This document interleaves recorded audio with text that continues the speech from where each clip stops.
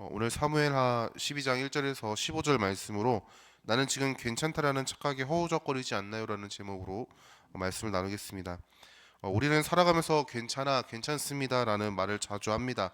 아파도 괜찮다라고 얘기하고 불편해도 괜찮다라고 말하며 손해보는 상황에서도 우리는 괜찮다, 괜찮습니다라고 이야기하죠.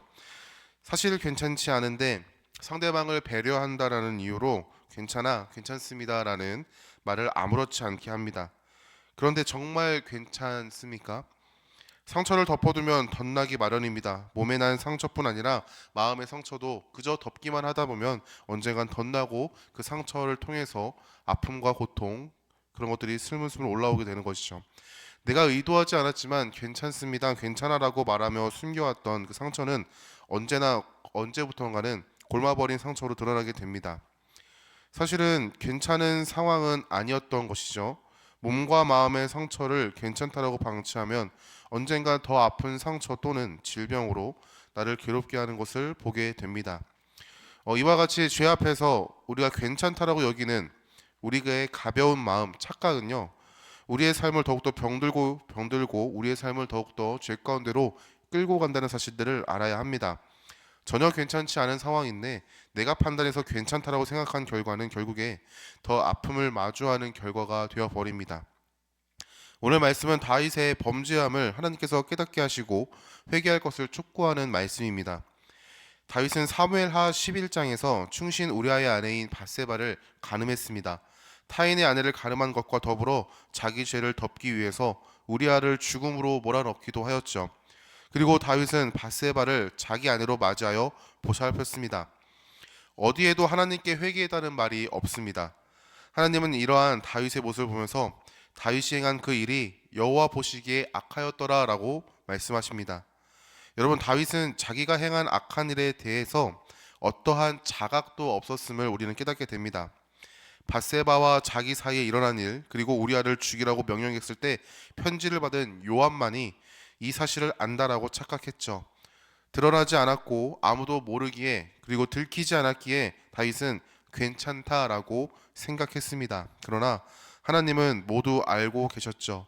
그리고 다윗에게 죄를 깨닫게 하기 위해서 오늘 회개하게 돌이키게 하기 위해서 나단 선지자를 보내십니다. 나단 선지자가 다윗에게 나아갔습니다. 그런데 이 시점이 다윗이 범죄한 후에 최소 10달이라는 시간이 지난 후였을 것입니다. 다윗이 우리아의 죽음 이후 밧세바를 아내로 맞이하였고 밧세바가 아이를 낳았다라고 11장에 나오기 때문이죠. 즉 다윗은 1년이라는 시간 가까이 자기의 죄에 대해서 괜찮다라고 여기면서 살았던 것입니다. 자기 죄에 대해서 무뎌져서 스스로 의롭다고 생각하는 가운데 하나님께서는 나단을 보내시고 그 나단에게 다윗에겐 비유로 말씀하십니다. 그것은 죄에 대한 비유였는데 이렇게 얘기합니다. 왕이시여, 한 성읍에 두 사람이 있습니다. 한 사람은 부유했고 한 사람은 가난했습니다. 부자는 양과 소가 매우 많았으나 가난한 사람은 자기가 사서 기르는 작은 암양 새끼 한 마리가 전부였습니다. 가난한 자는 그 새끼 암양을 자기 자식처럼 먹이고 재우고 키웠습니다. 그런데 어떤 행인이 부자에게 다가오는 그날, 부자는 그 행인을 대접하기 위해서 자기의 양과 소를 잡아 내어드린 것이 아니라 자기 소유가 너무 아까웠기 때문에 가난한 자의 새끼 암양을 잡아다가 행인에게 나누어 주었습니다 라고 이야기했습니다. 나단의 말을 들은 다윗은 분노하며 이렇게 말하죠. 오늘 말씀 5절과 6절 말씀에, 4절과 5절 말씀에, 어떤 행인이 그 부자에게 오매 부자가 자기에게 온 행인을 위하여 자기의 양과 소를 아껴 잡지 아니하고 가난한 사람의 양 새끼를 빼앗아다가 자기에게 온 사람을 위하여 잡았나이다 하니 다윗이 그 사람으로 말미암아 노하여 나단에게 이르되 여호와의 살아계심을 두고 맹세하노니 이 일을 행한 그 사람은 마땅히 죽을 자라라고 얘기합니다. 나단의 말에 다윗은요 분노로 반응해요. 하나님의 살아계심을 두고 맹세하면서 그 부자는 죽어 마땅한 사람이다라고 저주까지 합니다. 죄에 대해서 괜찮아라고 생각하는 우리의 착각은 결국 자기 자신이 얼마나 죄로 더럽혀져 있는지를 가리우고 깨닫지 못하게 합니다. 눈을 가리고 코를 가리고 내가 어떠한 모습인지를 바라보지 못하게 하니까 내가 얼마나 큰 은혜 가운데 살아가고 있는 죄인이라는 사실들을 잊어버리게 합니다. 사랑하는 성도 여러분, 죄 앞에서 괜찮은 것은 하나도 없다라는 사실들을 우리는 기억해야 합니다. 죄 가운데 괜찮아라고 하는 것은 독가스를 흡입하면서 괜찮아라고 얘기하는 것과 같습니다.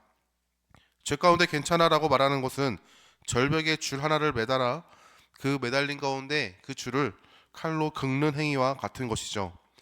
전혀 괜찮은 상황이 아닙니다. 우리는 이 사실을 명확하게 인지해야 하며 괜찮지 않은 상황임을 깨달아야 합니다. 그리고 내가 고백하는 작은 것 하나 앞에서도 우리는 하나님 앞에 하나님께서 우리를 회개의 자리로 초청하는 그 가운데 우리는 순종함으로 나아가야 하는 것이죠. 다윗은 자기 자신마저 속이는 착각 가운데 살았던 자기의 모습을 보지 못했습니다. 그래서 다윗은 부자를 향해서 그 사람은 죽어 마땅하다라고 얘기하죠. 그러나 실상은 자기 자신을 향해서 너는 죽어 마땅하다라고 말한 것입니다.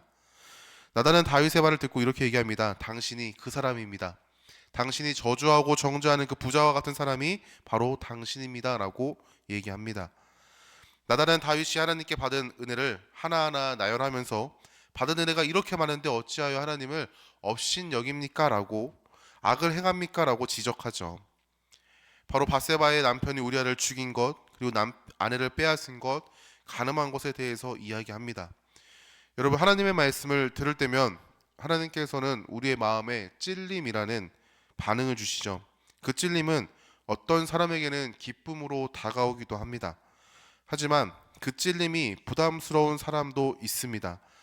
그 찔림이 부담스러워서 말씀을 밀어내고 말씀 전하는 자를 밀어내고 하나님을 부정합니다. 하나님의 말씀이 말하고 하나님의 말씀이 깨닫게 하고 하나님 말씀이 그렇게 나를 부르고 있는데 우리는요, 그 말씀이 내 마음에 부담스럽다라는 이유 하나 때문에 멀리하고 밀어내고 심지어 말씀 전하는 자를 부정하기도 하죠. 다윗은 나단의 말에 이렇게 고백합니다. 사무엘하 12장 13절 상반절에 다윗이 나단에게 이르되 내가 여호와께 범죄하였노라. 다윗은 자기의 잘못을 깨달았습니다. 죄를 깨닫는 것이 은혜라는 사실들을 우리는 기억해야 합니다. 하나님은 죄를 깨닫게 하십니다. 이 깨달음은 우리를 향한 정죄가 아니며 우리를 향한 심판이 아닙니다. 죄를 깨달음으로 다시 하나님의 은혜 안으로 부르시는 초청인 것이죠. 이 사실을 모르는 자들은 말씀과 말씀 전하는 자를 대적합니다. 그리고 하나님을 부정합니다. 깨닫게 하시는 은혜 앞에 우리의 마음을 다해 죄를 자복함으로 나아갈 수 있기를 소망합니다. 은혜 안에서 허락하신 기회를 붙들고 하나님께 나아가는 성도님들 될 수 있기를 소망합니다. 나단은 다윗이 자기 죄를 자복함을 듣고 이렇게 말하죠. 13절 하반절과 14절 말씀에 나단이 다윗에게 말하되 여호와께서도 당신의 죄를 사하셨나니 당신이 죽지 아니하려리와 이 일로 말미암아 여호와의 원수가 크게 비방할 거리를 얻게 하였으니 당신이 낳은 아이가 반드시 죽으리이다 하고, 다윗은 하나님께 회개함으로 나아갈 때 하나님의 심판에서 구원받았습니다. 하지만 하나님께서는요, 죄를 그저 가볍게 외면하지 않으세요.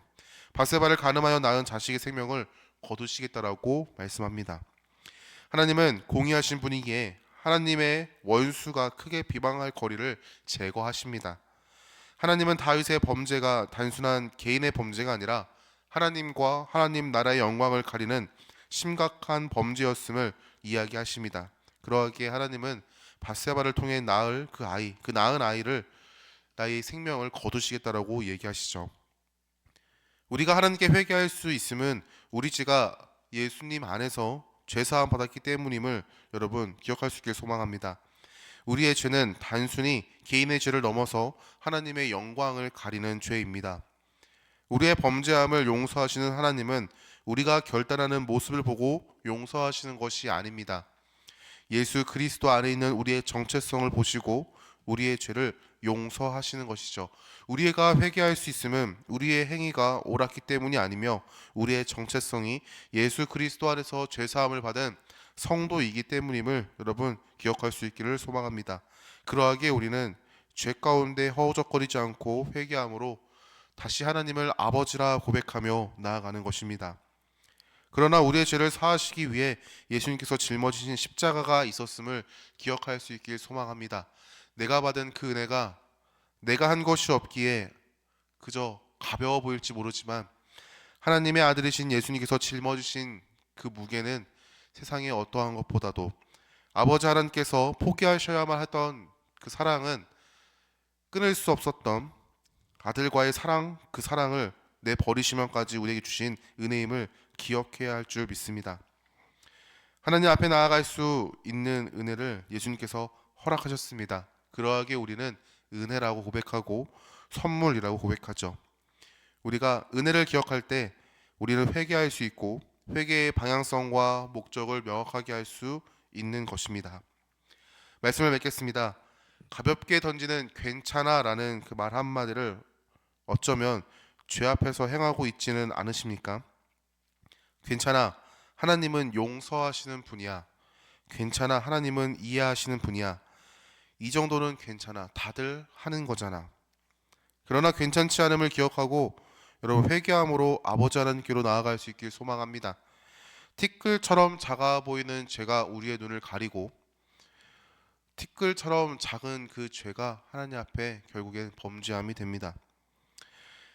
우리가 회개할 수 있는 이유는 우리가 예수 그리스도 안에 있기 때문입니다. 예수님께서 허락하신 새 신분, 정체성을 의지함으로 하나님 앞에 기쁨으로 나아갈 수 있기를 소망합니다. 예수님의 은혜를 붙들고 나아가는 우리의 걸음에 하나님께서는 용서하시고 용납하시는 줄 믿습니다. 그리 행하는 성도님들 될 수 있기를 우리 주 예수님의 이름으로 축원합니다.